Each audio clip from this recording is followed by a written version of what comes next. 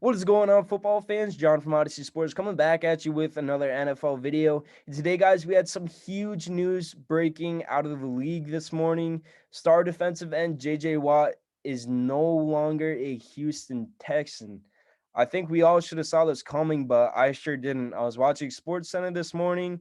It broke, and everybody on the network was as surprised as I was. My mouth was wide open. My jaw hit the floor. I was not expecting this. JJ Watt finally got out of Houston. He's been expressing his frustrations, obviously. Years of his career have been wasted playing for that pitiful franchise. And another guy, Deshaun Watson, another face of the franchise for that team, that organization, he has expressed that he is tired of playing for them and he wants to be traded. And the Texans have expressed that they do not want to trade him, period. So the Texans, they're going through a lot of turmoil right now. I'm pretty sure every single player hates playing for them. And of course, in the past, we've had big name players for that franchise, like Andre Johnson, the star wide receiver, Arian Foster, a really good running back that, 2010 to 2013 was lighting the league up. Those guys have expressed their frustrations when playing for the Texans as well. So it seems like any guy that has ever played for the Texans hated it. It was so crushing. It sucked the soul out of them. It sucked the life out of them. It made them depressed, I guess you could even say. I'd be depressed to play for the Houston Texans too, quite frankly, especially if Bill O'Brien was my coach. But fortunately for the Texans, he is no longer there.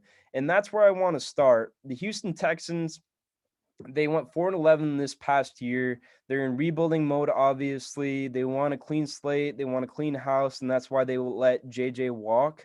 Um, Obviously, last year in March, the Houston Texans and Bill O'Brien let DeAndre Hopkins basically walk. They traded him and a fourth round pick to the Arizona Cardinals for a 2020 second round pick and a 2021 fourth round pick. That is the worst compensation ever. That's probably the worst trade in NFL history. And the Texans blew their franchise up the minute that they did that trade.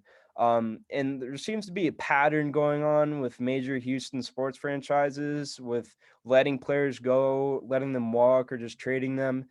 Within the past month, Houston Astros, excuse me, right fielder George Springer, and also World Series MVP George Springer, they traded him to the Toronto Blue Jays. Also, last month in January, James Harden was dealt in a blockbuster trade to the Brooklyn Nets.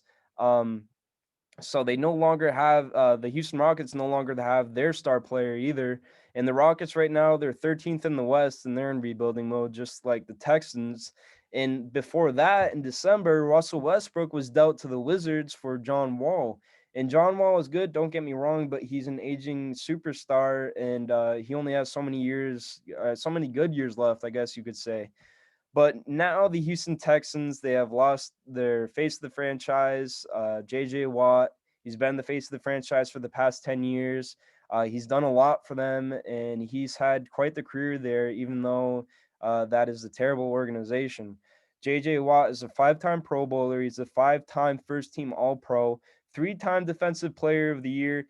He he also holds the franchise record in sacks with 101. So JJ Watt, he's a perennial Pro Bowler. He's a legend. He's been one of the most exciting players to watch within the past decade in the NFL. He was drafted back in 2011. Houston Texans fans booed him when he walked up on stage on draft night, and I think they regret that. JJ Watt in the city of Houston has a really special bond, and I'm sure Texans fans are heartbroken to see him leave.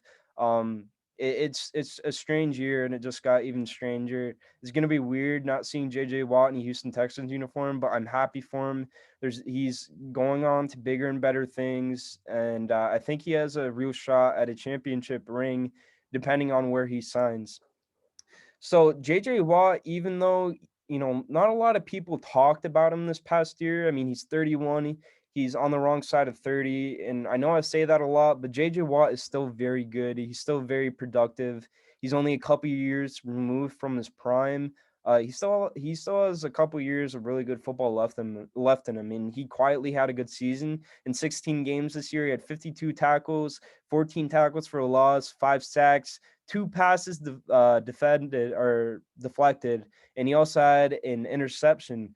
And JJ Watt, he had 17 pressures on quarterbacks this year, which is not that bad, honestly. Sadly, JJ has only played in 8 playoff games, like I mentioned earlier, and he will get a chance at a ring depending on where he signs. And 3 teams have come calling, 3 contending teams actually. The Cleveland Browns have showed interest in signing JJ Watt already. The Green Bay Packers have, and so have the Pittsburgh Steelers. All those teams, they made playoff pushes this year. The Packers, they were on the brink of a Super Bowl until they got beat by the eventual Super Bowl champions, Tampa Bay Buccaneers. But I want to begin with the Cleveland Browns and kind of speculate the possibility of going to each of these 3 teams. So I want to begin with the Browns. The Browns, of course, they're coming off a great year. They beat the Pittsburgh Steelers in the wild card round in a win that nobody expected, and they put up a record 28 points in the first quarter.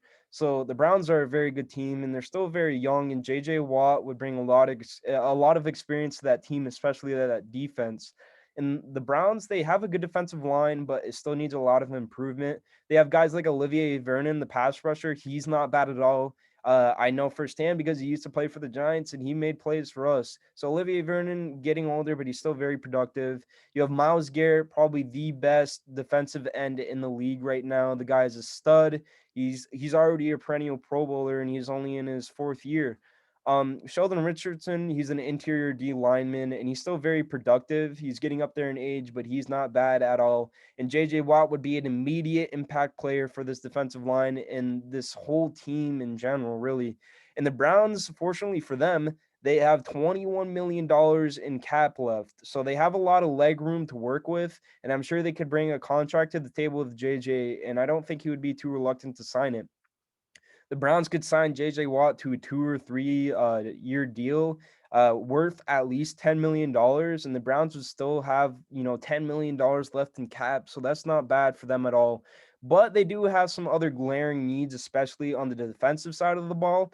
They need a cornerback, they need a linebacker, they need a safety. They don't have a guy opposite of Denzel Ward, and Denzel Ward, he's still pretty young, but he's a good cornerback. He's a good man-to-man guy. They don't really have like a really good linebacker. Nobody that really stands out to me, and they are at desperate need for a safety. And obviously they could address those needs in the draft. Maybe they could also address one of those needs in free agency along with JJ Watt because they need a defensive end opposite of Myles Garrett. And like I said, JJ Watt would become an instant impact player. He'd bring a lot to that locker room. He would boost Cleveland's morale, their confidence, and he'd bring a lot of experience. The Browns, they could also go after other defensive ends in free agency, like Leonard Williams, but Leonard Williams has expressed that he wants to re-sign with the Giants, and the Giants, I think, are going to re-sign him. All fingers point towards that. You could also sign Yannick Ngakwe. He had a down year this year, and maybe that will lower his value a little bit in free agency. You could go after a guy like that. You could go after a guy like Everson Griffin or the young stud coming out of New Orleans, Trey Hendrickson, who had 13 and a half sacks this year. But I'd rather have JJ Watt over those guys. He's still a stud even at 31 years old, and he'd be a great player for the Cleveland Browns to have. He'd make that defense a lot better immediately. Now I want to talk about the Green Bay Packers. The Green Bay Packers, like I said, they're coming off a great year. Aaron Rodgers had an MVP season. Aaron Rodgers was electric. A lot of good things about this team, but they couldn't finish. They couldn't get to the Super Bowl. And JJ Watt can help them get to that next level, no doubt. They're a win now team and they don't have many years left, but JJ Watt, he can help. The Packers are in desperate need of a true pass rusher, and JJ would fill that need immediately. Just like the Browns, he'd be an immediate impact player. He'd bring some much needed experience to that defense, especially the D line. Preston Williams is really the only guy on that defensive line that stands out to me and Preston Williams is still pretty young. So maybe JJ Watt can give Preston Williams a few pointers, teach him some swim moves, some underhooks. I don't know, spin moves maybe, because JJ Watt knows how to get past offensive linemen.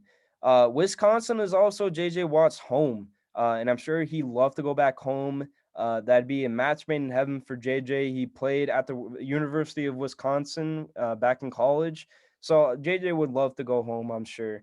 I'm also sure he would love to play with the likes of Aaron Rodgers, Devontae Adams, Preston Smith, like I mentioned, uh, Jair Alexander, Zadarius Smith. The Packers do have a lot of talent on defense, and JJ would be another huge talented player. However, the Packers are $28 million over the cap right now, and that is a glaring issue. Um, that's a lot of money, and you don't have a lot to work with, obviously, when you're $28 million over the cap. And I don't think the Packers will be bringing back guys like Aaron Jones, because he's going to be commanding a big contract. But they also need to bring back guys like Jamal Williams, because I think he will be their starting running back if they bring him back. You have guys like Corey Linsley, who is a cornerstone on that offense, especially the offensive line, alongside with David Batakari. Um, they need to bring Corey Linsley back. He's an experienced vet, and he's one of the better centers in the league. And you also need to bring back a guy like Robert Tonyan, a huge vertical threat at tight end. He's also a great pass blocker, and he's a scoring machine. He can get in the red zone and in the end zone. And if I would rather have Robert Tonyan than Evan Ingram on the Giants, if I'm being honest. So the Packers have to bring those guys back, and that's going to be hard for them to sign JJ Watt when they are that deep in cap space. And they also need to bring back some big name players to make another Super Bowl run. Um, and lastly, I want to talk about the Pittsburgh Steelers.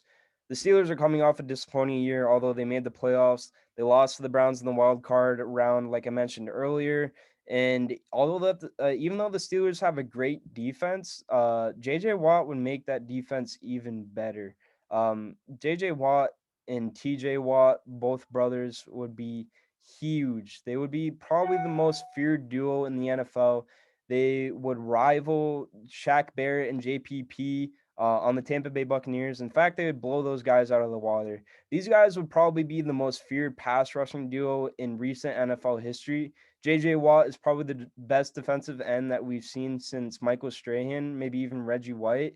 And TJ Watt, he got snubbed of a Defensive Player of the Year award this year by Aaron Donald, and I'm sure that he'll be out for some vengeance. So if you can pair those two brothers together, you're gonna wreak havoc on the league. You're gonna strike fear in the hearts of quarterbacks and offenses everywhere, and those two guys would not be anybody to mess with.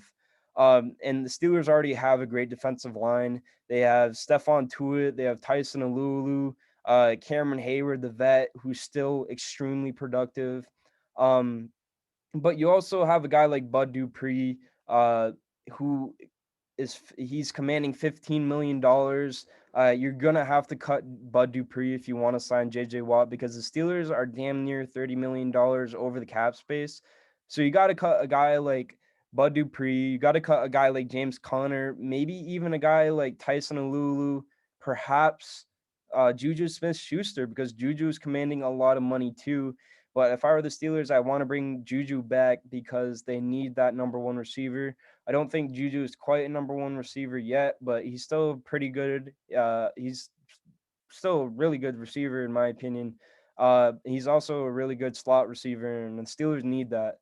Unfortunately, Big Ben did not retire yet, and he is eating most of that cap space up. So if the Steelers hadn't have brought Big Ben back, and maybe if they started Dwayne Haskins or something, or Mason Rudolph, who knows? Maybe they could actually, the possibility of signing JJ Watt would be a lot more realistic.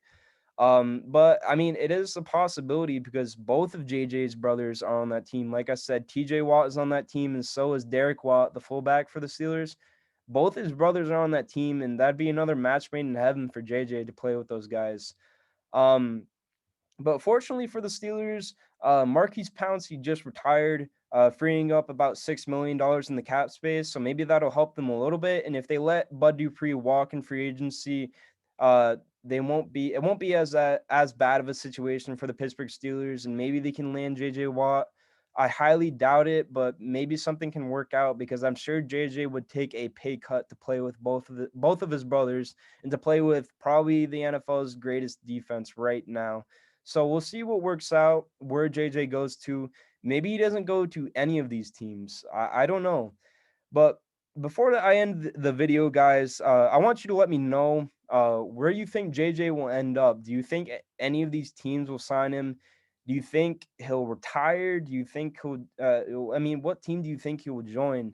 I just think it was so stupid for the Texans to let him walk when you could have got a first round pick, maybe a second round pick.